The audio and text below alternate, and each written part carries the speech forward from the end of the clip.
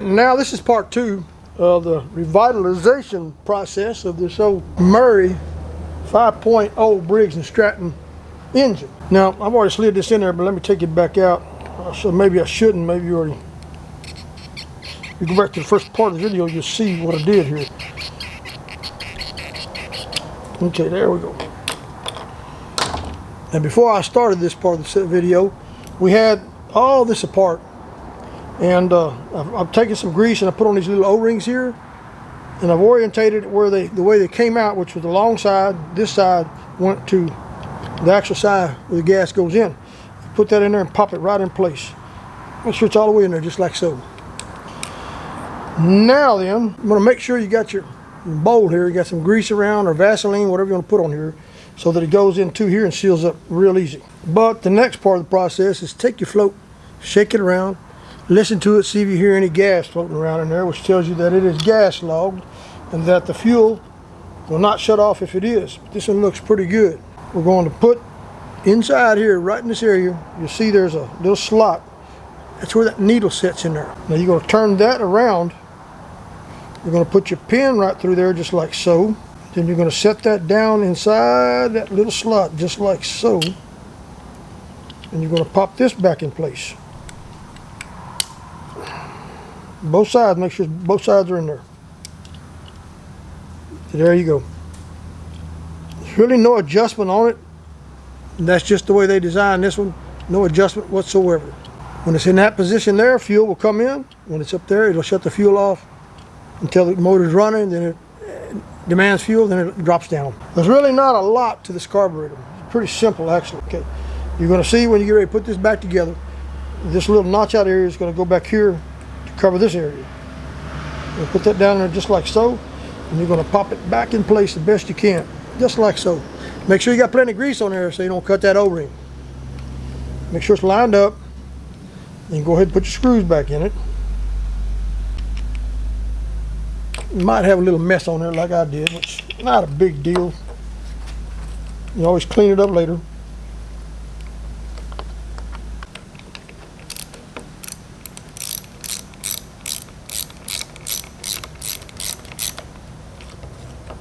Bring these screws down as even as you can if you don't have it all the way down. Because what will happen if you don't, you'll break a gear off. You want to make sure it's flush, lines up just like you see right there. Voila, you just rebuilt your first carburetor. Simplest rebuild I've ever seen in my life is the plastic carburetor. And let me tell you, not all the time will they work, but for the little bit of time it took to actually tear this apart, clean it, and make sure everything is working properly, it's well worth the money invested. Okay, now we made it back to the point where we got the carburetor built, or rebuilt, and now we're going to install it back on the mower itself. We're going to do the reverse of what we did in the first video, taking it apart. You're going to go in reverse step the same way. You're going to take your linkage right here, and you're going to run it down inside here. You got to bend it just a little bit, but don't get too crazy bending it, okay? And you're going to put it back in there like so. You're going to line this little white nipple up here. You're going to make sure that you got that O-ring on this side, like I told you earlier, and put some grease on that, and I already did that. Slide it back in place like so. There you go.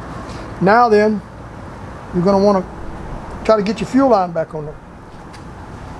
Sometimes it does help just to do this right here. You can take tank just like I did. Take it right off. Got little slots here that slides right down inside of them. Put your fuel line back on there, just like I did there. And then start putting your back in the slots real easy.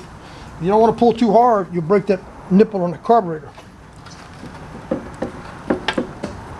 Make sure they line up real pretty nice.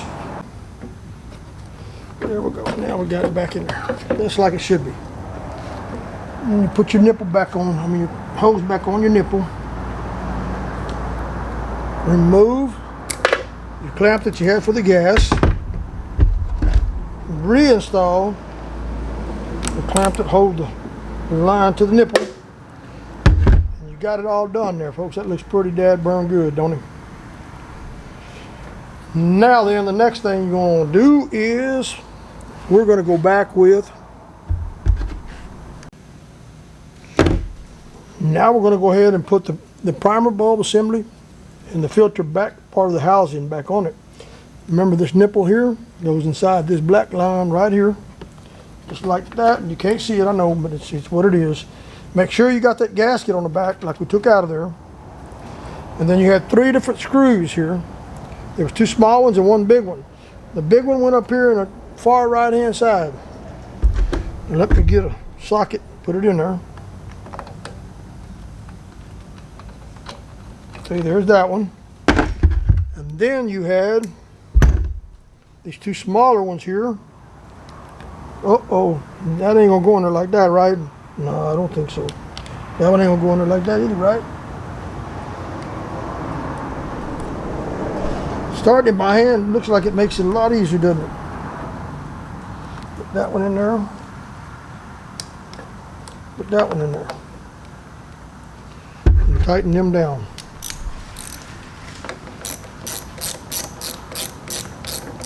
Now you really don't have to have anything else on this mower just to start it and test it. However, we do have a problem with the brake on it. The brake is what shuts the motor down. And we'll need to take a look at that before we continue with the video. So I'm going to take a break right here shortly. I guess you call it an intermission. And we're going to see what we find out with the brake on it. Okay, let's see if we can get it to run now. We don't have the brake cable hooked up back here, so it's going to float around, so we're going to have to hold it to the left. Now, we have not tried to start this thing since we set it before. Uh-oh. See, now it shut down because the brake cable back here in the back is floating around free. So I'm going to try to get it running and hold on to it.